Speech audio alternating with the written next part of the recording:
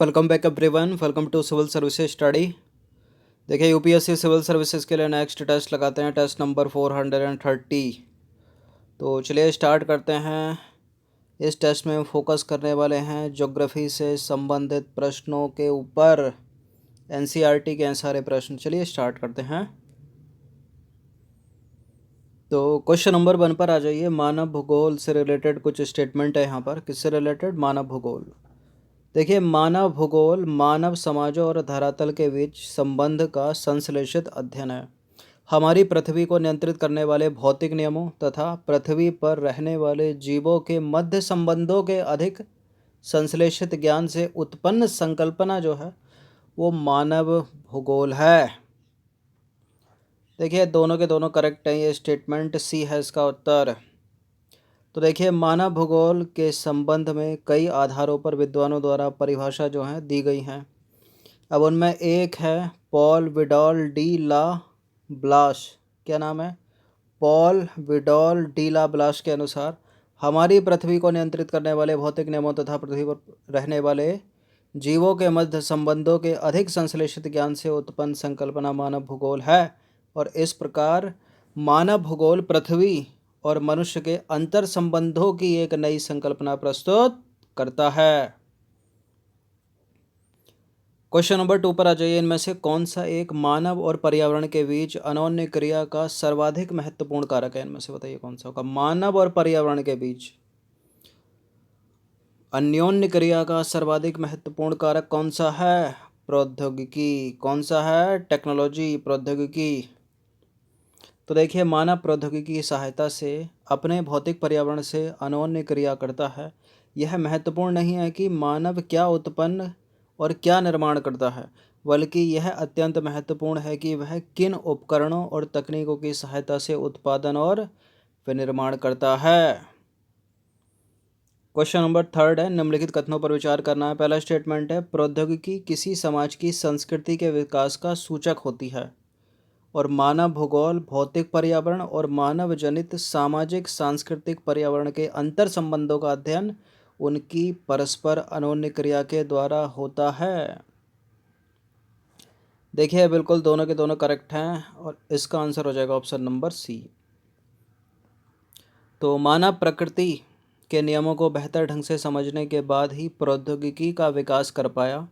प्रौद्योगिकी विकास ने मानव समाज के सांस्कृतिक विकास को अत्यधिक प्रभावित किया। प्रौद्योगिकी या टेक्नोलॉजी मनुष्य पर पर्यावरण की बंदिशों को कम करती है। उदाहरण के तौर पर यदि हम इसको समझें तो आदिम मानव के संदर्भ में यदि समझा जाए तो उनके समय में प्रौद्योगिकी का स्तर अत्यंत निम्न और सामाजिक विकास की अवस्था जो है वो निम्न थी, लेकिन आज ऐसा नहीं है। क्वेश्चन नंबर 4 पर आ जाइए। कुछ स्टेटमेंट है यहाँ पर, दो बताना है कि इनके संदर्भ में कौन सा सही है। देखिए, प्रकृति का ज्ञान प्रौद्योगिकी को विकसित करने के लिए महत्वपूर्ण है और प्रौद्योगिकी मनुष्य पर पर्यावरण की बंदिशों को कम करती है। दूसरा क्वेश्चन है, दूसरा स्टेटमेंट है, आदिम मानव समाज और प्रकृति की प्रबल शक्तियों के बीच इस प्रकार की अन्योन्य क्रिया को पर्यावरणीय निश्चयवाद कहा गया। देखिए तीसरा और चौथा प्रश्न जो है एक दूसरे से रिलेट करते हैं, मिलते जुलते हैं और इसके भी दोनों स्टेटमेंट करेक्ट हैं। तो प्रकृति का ज्ञान प्रौद्योगिकी को विकसित करने के लिए महत्वपूर्ण है और प्रौद्योगिकी या टेक्नोलॉजी मनुष्य पर पर्यावरण की बंदिशों को कम करती है। कम उदाहरण के तौर पर समझा जा सकता है कि मानव प्रकृति के नियमों को बेहतर ढंग से समझने के बाद ही प्रौद्योगिकी का विकास कर पाया। घर्षण और ऊष्मा की संकल्पनाओं ने अग्नि की खोज में मानव की सहायता की। इसी प्रकार डीएनए और आनुवंशिकी के रहस्य की समझ ने हमें अनेक बीमारियों पर विजय प्राप्त करना सिखा दिया। आदिम मानव समाज और प्रकृति की प्रबल शक्तियों के बीच इस प्रकार की अन्योन्य क्रिया को पर्यावरणीय निश्चयवाद कहा गया। क्वेश्चन नंबर 5 पर आ जाइए। इनमें से कौन सी एक नगरीय बस्तियों की मुख्य आर्थिक क्रिया नहीं है? बताइए कौन सी है जो निम्नलिखित में से नगरीय बस्तियों की मुख्य आर्थिक क्रिया नहीं है। पहले देख लेते हैं कौन सी है। चतुर्थक है, द्वितीयक है, तृतीयक है, लेकिन प्राथमिक नहीं है। तो इसका आंसर क्या हो जाएगा? Option number A. तो नगरीय बस्तियों की मुख्य आर्थिक क्रियाएं द्वितीयक, तृतीयक और चतुर्थ क्षेत्र की क्रियाएं हैं। प्राथमिक क्रियाएं ग्रामीण बस्तियों की मुख्य आर्थिक क्रियाएं होती हैं। ध्यान दीजिएगा, नगर और ग्रामीण पर तुलना हो रही है यहाँ पर। तो ग्रामीण बस्तियों की हो गई प्राथमिक क्रियाएं। प्राथमिक क्रियाओं में क्या क्या आता है अभी बताया होगा, इससे पहले वाले टेस्ट में बताया होगा ना। इसके अंतर्गत जैसे कृषि कार्य करना, लकड़ी काटना, पशुपालन करना, मछली पकड़ना, खनन कार्य करना, खेत करना इत्यादि शामिल होते हैं। क्वेश्चन नंबर 6 पर आ जाइए। भारत में नगरीय बस्तियों के संदर्भ में निम्नलिखित कथनों पर विचार करना है। नगरीय बस्तियों के संदर्भ में पहला स्टेटमेंट है, भारत में कम से कम 5,000 व्यक्तियों के निवास करने वाले स्थान को नगरीय बस्ती घोषित किया जा सकता है और इसमें 75% पुरुष कृषि कार्य में संलग्न होने चाहिए और नगरीय बस्ती में जनसंख्या घनत्व होता है 400 व्यक्ति प्रति वर्ग किलोमीटर। बताइए कौन सा करेक्ट है इसमें। देखिए यहाँ पहली बात तो ये है, ऊपर नगरीय बस्ती लिखा है और दूसरा स्टेटमेंट क्या कह रहा है, 75% पुरुष जो है वो कृषि श्रमिक कार्यों में लगे होने चाहिए। देखिए अगर वो कृषि कार्य करेंगे तो नगर कैसा, गांव हो गया ना, वो तो ग्रामीण हो गया। गलत है ये वाला स्टेटमेंट। तो दूसरे को एलिमिनेट कर दीजिए, जहाँ जहाँ दो है वो नहीं होगा। पहला वाला क्या है, भारत में कम से कम 5,000 व्यक्तियों के निवास करने वाले स्थान को नगरीय बस्ती घोषित किया जा सकता है, बिल्कुल पहला करेक्ट है। और नगरीय बस्ती में जो पॉपुलेशन डेंसिटी होती है वो 400 व्यक्ति प्रति वर्ग किलोमीटर में निवास करने चाहिए। 1 और 3 सही है, इसका दूसरा गलत है। तो देखिए कथन 2 सही नहीं है, क्योंकि वे सभी स्थान जहां नगर पालिका, नगर निगम, छावनी बोर्ड या अधिसूचित नगरीय क्षेत्र समिति सम्मिलित होते हैं वे नगरीय बस्तियां कहलाती हैं। कम से कम 5,000 व्यक्तियों के निवास करने वाले स्थान को नगरीय बस्ती घोषित किया जा सकता है और नगरीय बस्ती वही क्षेत्र घोषित होगा जहां 75% पुरुष गैर कृषि कार्यों में संलग्न होंगे। अगर कृषि कार्य करेंगे तो ग्रामीण हो जाएगा ना, ग्रामीण बस्ती हो जाएगी। और बाकी पॉपुलेशन ऑफ डेंसिटी कितनी होनी चाहिए, 400 व्यक्ति प्रति वर्ग किलोमीटर में निवास करने चाहिए नगरीय बस्ती जनसंख्या घनत्व में। 7वें प्रश्न पर आ जाइए। बस्तियों के प्रकार के संदर्भ में निम्न कथनों पर विचार करना है।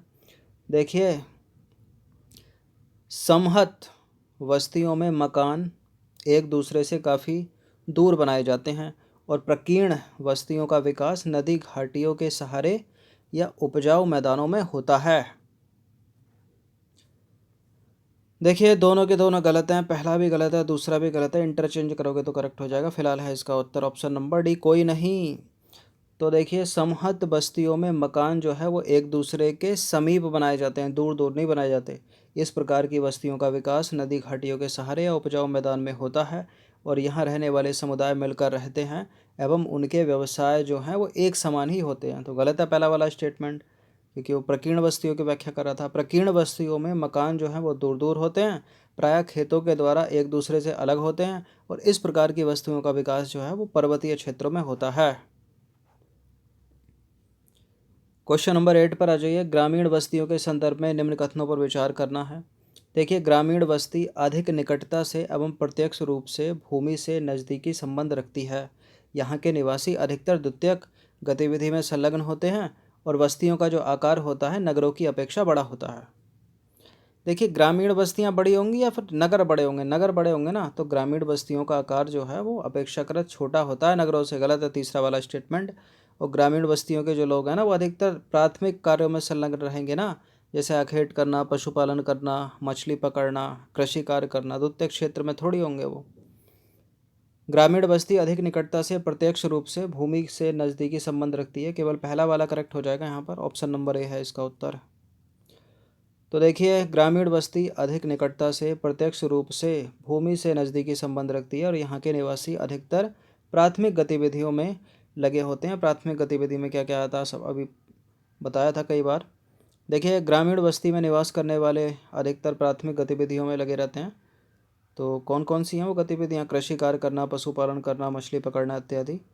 तो गलत है दूसरा वाला स्टेटमेंट। ग्रामीण बस्तियों का आकार जो है नगरों की अपेक्षा जो है छोटा होता है, छोटा बड़ा नहीं होता है, और प्राथमिक गतिविधियाँ आएंगी यहाँ पर। चलिए क्वेश्चन नंबर 9 पर आ जाइए। ग्रामीण बस्तियों को प्रभावित करने वाले निम्नलिखित में से कौन से कारक हैं। जल आपूर्ति, भूमि उच्च भूमि का क्षेत्र और गृह निर्माण सामग्री और सुरक्षा। कौन कौन से कारक हैं जो ग्रामीण गांव की बस्तियों को प्रभावित कर सकते हैं? देखिए बिल्कुल, जल आपूर्ति है, भूमि भी है, उच्च भूमि के क्षेत्र भी हैं, और गृह निर्माण सामग्री भी है, सुरक्षा भी चाहिए, सभी चाहिए ना। तो डी हो जाएगा इसका आंसर, उपरोक्त सभी।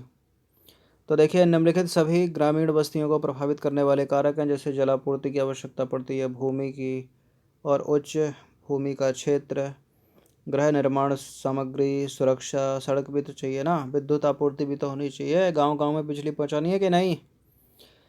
क्वेश्चन नंबर 10 पर आ जाइए। नियोजित बस्तियों के संदर्भ में निम्नलिखित कथनों पर विचार करना है, आपको बताना है कि इनमें से कौन सा जो है करेक्ट होगा। देखिए नियोजित बस्तियां यानी इस प्रकार की बस्तियां सरकार द्वारा बसाई जाती हैं और ग्रामवासियों द्वारा स्वतः इन बस्तियों की स्थिति का चयन किया जाता है।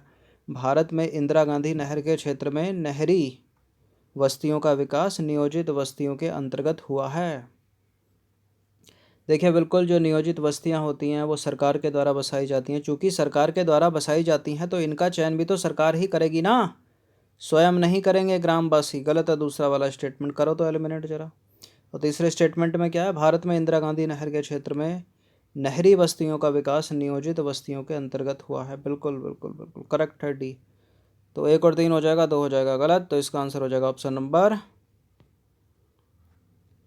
डी हो जाएगा ना।